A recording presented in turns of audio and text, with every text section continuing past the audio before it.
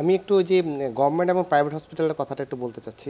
সেটা হচ্ছে যে গভর্নমেন্ট হসপিটাল যখন একটা হসপিটাল প্রজেক্ট হিসেবে যখন আসে, তখন সেখানে একটা হিসাব করা হয় যে আমার কয়টা বেড থাকবে, তার এগেনস্টে কয়টা পেশেন্ট থাকবে, আমি কত প্লেট খাবার এখানে দিব, কতটুকু ওষুধ সাপ্লাই দিব, সব ঠিক করা থাকে। এখন আপনি 500 বেডের একটা হাসপাতাল তৈরি করলেন, কিন্তু সেখানে আপনি 5000 লোককে অ্যাকোমোডেট করলেন। প্রবলেমটা শুরু হয় সেখান থেকে। একটা স্বাস্থ্যকেন্দ্র যখন তৈরি হয়, তখন স্বাস্থ্যকেন্দ্রের মধ্যে একাডেমিক এনভায়রনমেন্ট যেমন থাকে, তেমনি ক্লিনিক্যাল সাইডের চিকিৎসাও করা হয়। এখন আপনি যদি ডেভেলপমেন্ট চান, তাহলে আপনার একাডেমিক রিসার্চ সেগুলোকে যদি জারি রাখতে হয়, তাহলে আপনাকে এই পেশেন্ট বাল্কের জায়গাটাতে আপনাকে রেস্ট্রিকশন করতে হবে যে আমার বেড আছে 500টা, আমি 500 জনই ভর্তি দিব।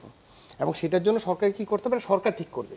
কারণ আমি যখন একটা পেশেন্টকে ভর্তি করে বিছানা না দিয়ে যখন আমি ফ্লোরে শুয়ে রাখলাম, ফার্স্টেই তার ডিগনিটি নষ্ট হলো। এবং সেখান থেকে শুরু হয় দালালি এবং অন্যান্য চক্র। সে চায় আর একটু ভালো, তখন কিছু পয়সা খরচ করে, একটু বিছানা ওঠার জন্য পয়সা খরচ করে, তারপরে সেখানে যখন দেখে 1 মাস ওয়েট করতে হচ্ছে, তখন সে প্রাইভেটে যায়। আলটিমেটলি পুরো জিনিসটা ইকোনমির সাথে রিলেটেড। এটা হচ্ছে 1 নম্বর। 2 নম্বর যেটা আমি বলতে চাই সেটা হচ্ছে যে আমাদের দেশে যে হেলথ সেক্টর আছে, আপনি বলেন আমরা শুধু বলছি ডাক্তার এবং নার্স, আপনি এই একটা হাসপাতাল চালাতে গেলে, একটা হাসপাতালে একটা বড় মাস হচ্ছে অ্যাটেন্ডেন্ট, ড্রেসিং করে যারা, ওয়ার্ড বয় এবং আনুষঙ্গিক যারা আছে। আপনি কি বলেন কোনো হাসপাতালে এই শ্রেণীকে ট্রেন্ড আপ করার জন্য কোর্স বা কোনো কিছু আছে বাংলাদেশে? এবং এদের কি রিক্রুটমেন্ট কোনো পলিসি আছে? তা নাই।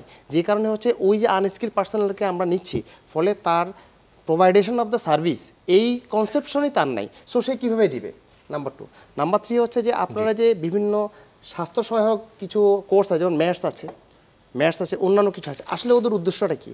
আপনি সরকারি হাসপাতালে যখন আপনি অর্গানাগ্রাম করেন, তখন অর্গানাগ্রামের ভিতরে আপনি আসলে কত পার্সেন্ট তাদেরকে অ্যাকোমোডেট করার জন্য রেখেছেন, আর কত পার্সেন্ট আপনি পাস করাচ্ছেন প্রতি বছর? তাহলে অসন্তোষ কেন আসবে না? আমার যেই স্ট্রাকচারের ভিতরে আমার যেই জায়গাটাতে যেই ধরনের ম্যান পাওয়ার দরকার, সেই জায়গাটাতে সেই ম্যান পাওয়ার ডেভেলপ করার জন্য সেই ধরনেরই মানুষের সেই ধরনের শিক্ষা ব্যবস্থা আমার চালু করতে হবে। এই জায়গাটাতে একটা বড় গ্যাপ আছে।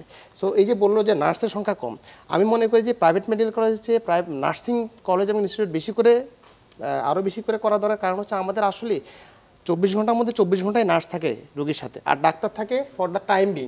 সে শুধু চিকিৎসাটার পরিবর্তনগুলো দেখিয়ে দেয় এবং পরিবর্তনটা সে নেয়, বাকি পুরো প্রসেসটাই নার্স এবং আদার পার্সোনাল করে। সো এইসব জিনিসগুলোকে মাথায় রেখে যদি আমরা একটা পরিকল্পনা নিতে পারি, তাহলে বোধহয় এটার একটা সঠিক সমাধান আমরা যেতে পারি। অধ্যাপক কিবরিয়া যদি